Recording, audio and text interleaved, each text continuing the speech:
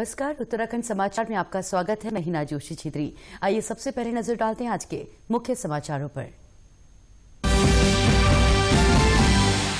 प्रधानमंत्री नरेंद्र मोदी ने कहा, किसान अब देश में कहीं भी और किसी को भी बेच सकते हैं अपने उत्पाद। मन की बात कार्यक्रम में प्रधानमंत्री ने कोरोना संकट के दौरान भी कृषि क्षेत्र के दमदार प्रदर्शन को सराहा।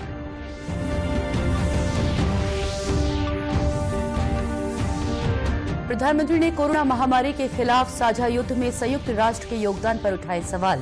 प्रधानमंत्री ने वैश्विक समुदाय को दिया आश्वासन, भारत की वैक्सीन उत्पादन और डिलीवरी क्षमता से विश्व को होगा फायदा। विश्व पर्यटन दिवस पर मुख्यमंत्री त्रिवेंद्र सिंह रावत ने कहा, कोविड-19 के कारण राज्य का पर्यटन हुआ प्रभावित, हालात सामान्य होने पर स्थिति में होगा सुधार। राज्य में टूरिस्ट डेस्टिनेशन विकसित करने के लिए पर्यटन सचिव ने जॉर्ज एवरेस्ट में निर्माण कार्यों का लिया जायजा। और पंतनगर के वैज्ञानिक पंतनगर किसान सेवा व्हाट्सएप ग्रुप के जरिए दूर कर रहे किसानों की समस्याएं। व्हाट्सएप ग्रुप से जुड़े देश के करीब 250 किसानों को सीधे मिल रही विशेषज्ञों की सलाह। अब समाचार विस्तार से। प्रधानमंत्री नरेंद्र मोदी ने आज मन की बात कार्यक्रम के जरिए देशवासियों के साथ अपने विचार साझा किए। प्रधानमंत्री ने कहा कि देश के किसानों को अब अपने उत्पादों को देश में कहीं भी और किसी को भी बेचने की आजादी मिल गई है। कृषि क्षेत्र में अपार संभावनाओं की बात करते हुए पीएम मोदी ने कहा कि कोरोना संकट के दौरान भी देश के कृषि क्षेत्र ने दमदार प्रदर्शन दिखाया है। कोरोना के इस कठिन समय में हमारा कृषि क्षेत्र, हमारा किसान इसका जीवंत उदाहरण है। संकट के इस काल में भी हमारे देश के कृषि क्षेत्र ने फिर अपना दमखम दिखाया है। बीते कुछ समय में इन क्षेत्रों ने खुद को अनेक बंदिशों से आजाद किया है। फल सब्जियों के लिए ही नहीं, अपने खेत में वो जो पैदा कर रहे हैं, धान, गेहूं, सरसों, गन्ना जो उगा रहे हैं, उसको अपनी इच्छा के अनुसार जहां ज्यादा दाम मिले वहीं पर बेचने की अब उनको आजादी मिल गई है। हरियाणा के अंबाला में किसानों के विरोध प्रदर्शन के दौरान सेना का एक काफिला फंस गया। ये घटना शुक्रवार को अंबाला अमृतसर नेशनल हाईवे 1 पर हुई, जहां किसान प्रदर्शन कर रहे थे। प्रदर्शनकारियों ने सेना के काफिले को आगे जाने से रोका। पुलिस अधिकारियों ने प्रदर्शनकारियों से देश की सीमा की रक्षा करने के लिए निकले सेना के जवानों को रास्ता देने का कई बार अनुरोध भी किया, लेकिन वो नहीं माने। इसके बाद पुलिस ने सेना के काफिले को हाईवे की दूसरी तरफ से आगे भेजा। प्रधानमंत्री नरेंद्र मोदी ने कहा है कि संयुक्त राष्ट्र में सुधार समय की आवश्यकता है। शनिवार शाम संयुक्त राष्ट्र महासभा के 75वें अधिवेशन को संबोधित करते हुए प्रधानमंत्री ने सवाल किया कि कोरोना महामारी के खिलाफ साझा युद्ध में संयुक्त राष्ट्र कहां है। उन्होंने ये भी जानना चाहा कि इस लड़ाई का कारगर जवाब कहां है। प्रधानमंत्री ने कहा कि पिछले 75 वर्षों में संयुक्त राष्ट्र ने कई बड़ी उपलब्धियां हासिल की हैं, लेकिन ऐसे भी अनेक उदाहरण सामने आए हैं जिनसे उसके कार्यों पर गंभीरता से विचार किए जाने की आवश्यकता महसूस होती है। पिछले 8-9 महीने से पूरा विश्व कोरोना वैश्विक महामारी से संघर्ष कर रहा है। इस वैश्विक महामारी से निपटने के प्रयासों में संयुक्त राष्ट्र कहां है। संयुक्त राष्ट्र की प्रतिक्रियाओं में बदलाव, व्यवस्थाओं में बदलाव, स्वरूप में बदलाव आज समय की मांग है।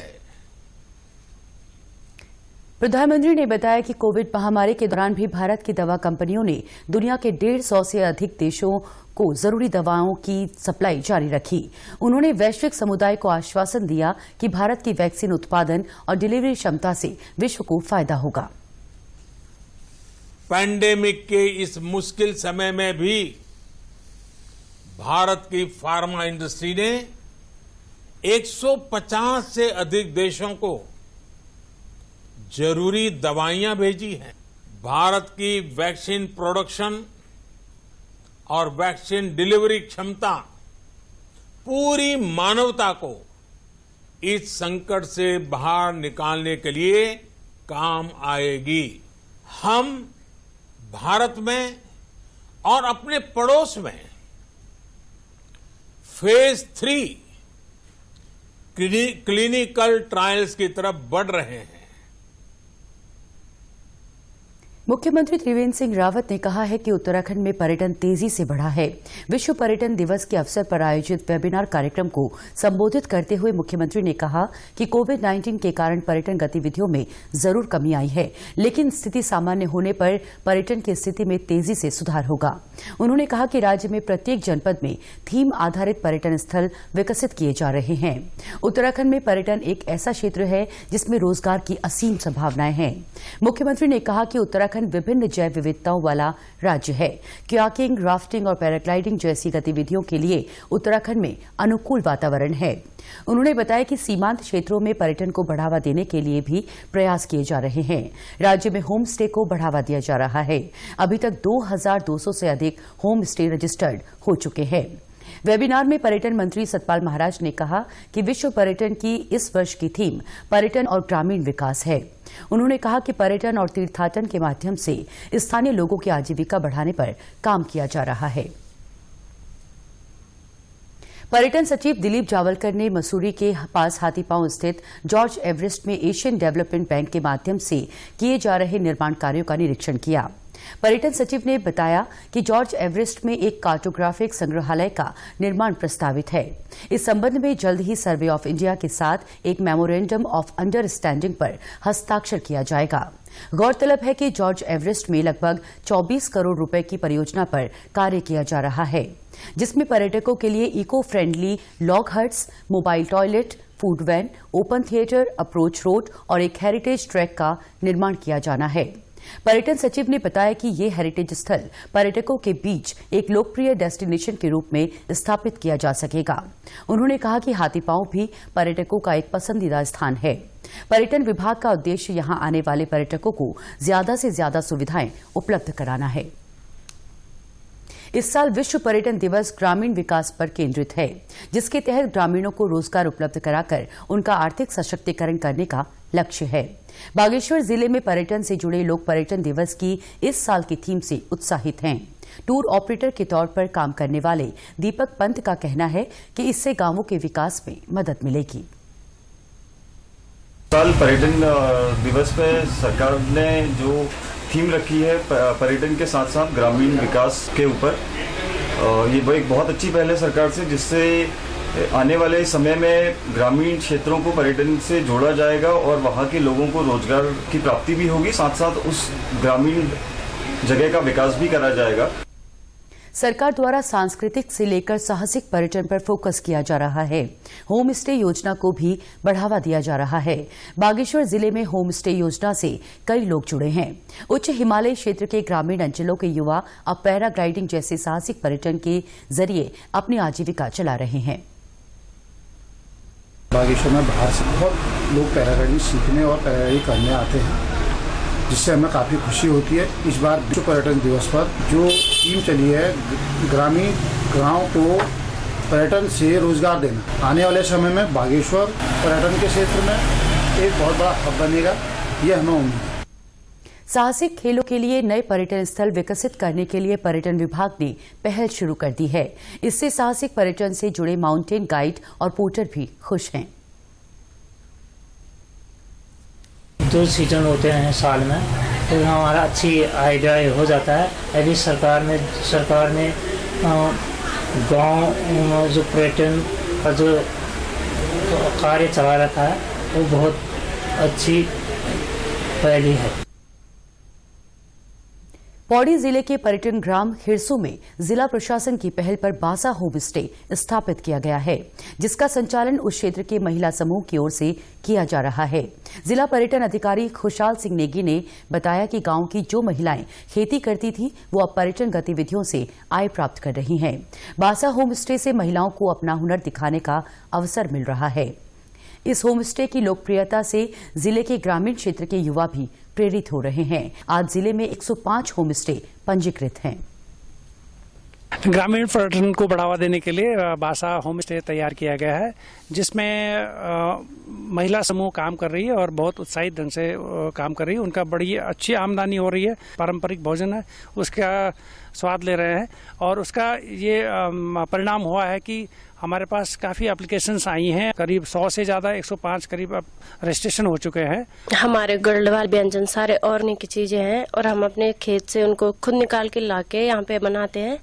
और को सबसे पहले तो हम सरकार को धन्यवाद देना चाहते हैं कि उन्होंने हमें यहाँ पे रोजगार दिया और ये गढ़वाल व्यंजनों को यहाँ पे बनाने के लिए बोला उन्होंने, ताकि बाहर के जो गेस्ट आए यहाँ पे गढ़वाली व्यंजन खाए।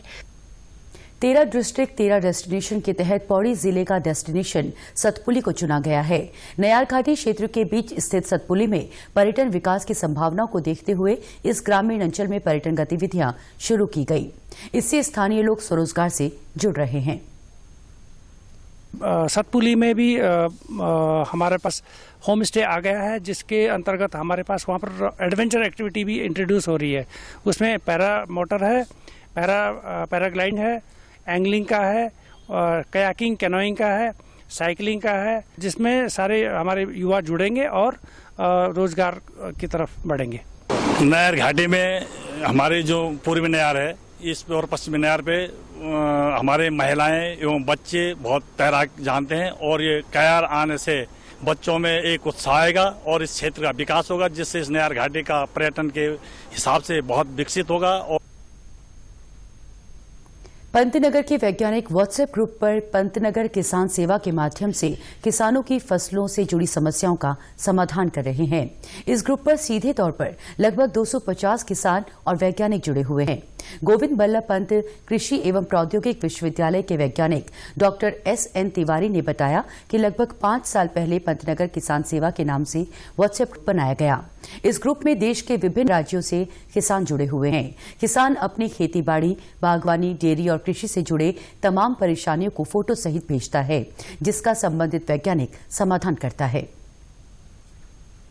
पंतनगर किसान सेवा में लगभग 250 किसान हमारे विभिन्न राज्यों के जुड़े हुए हैं और हमारे विश्वविद्यालय के वैज्ञानिक लगभग बहुत सारे विभागों के जुड़े हुए हैं। तो जब कभी किसी किसान की समस्या आती है तो जिस वैज्ञानिक से संबंधित समस्या आती है वो वैज्ञानिक खुद उसका संज्ञान लेते हुए उसका उत्तर लिख करके, समस्या की पहचान करके और उसका उत्तर लिख करके, उसका समाधान लिख करके उसको पोस्ट कर देता है, तो इस किसान के पास पहुंच जाती है और फिर किसान उसका पालन करता है। इस प्रकार बहुत सारे किसान लाभान्वित हो रहे हैं। पंतनगर किसान सेवा से जुड़े किसान रमाशंकर का कहना है कि व्हाट्सएप ग्रुप पंतनगर किसान सेवा किसानों के लिए वरदान साबित हो रहा है। इससे बागवानी, पशुपालन और खेतीबाड़ी में काफी फायदा पहुंच रहा है। फसलों, खेतों की बीमारी हो, फसलों की या जानवरों की, हम किसी भी बीमारी की फोटो खींच के वहाँ भेज देते हैं और उसका निदान जो है हमको इस ऐप के द्वारा मिलता रहता है। उत्तराखंड विधानसभा अध्यक्ष प्रेमचंद अग्रवाल को राष्ट्रमंडल संसदीय संघ यानी CPA इंडिया रीजन की कार्यकारी समिति के सदस्य के रूप में दोबारा मनोनीत किया गया है। लोकसभा अध्यक्ष और इंडिया रीजन की कार्यकारी समिति के अध्यक्ष ओम बिरला ने CPA इंडिया रीजन की कार्यकारी समिति में उन्हें एक बार फिर मनोनीत किया है, जिसमें उनका कार्यकाल 3 साल के लिए बढ़ा दिया गया है। लोकसभा अध्यक्ष Om Birla CPA India region की कार्यकारी समिति के अध्यक्ष हैं। इसमें उत्तराखंड विधानसभा अध्यक्ष के साथ ही बिहार, असम, उत्तर प्रदेश, राजस्थान और कर्नाटक विधानसभाओं के अध्यक्ष भी बतौर सदस्य के रूप में शामिल हैं। उत्तराखंड के समाचारों में आज बस इतना ही। चलते चलते मुख्य समाचार एक बार फिर। प्रधानमंत्री नरेंद्र मोदी ने कहा कि किसान अब देश में कहीं भी और किसी को भी बेच सकते हैं अपने उत्पाद। मन की बात कार्यक्रम में प्रधानमंत्री ने कोरोना संकट के दौरान भी कृषि क्षेत्र के दमदार प्रदर्शन को सराहा।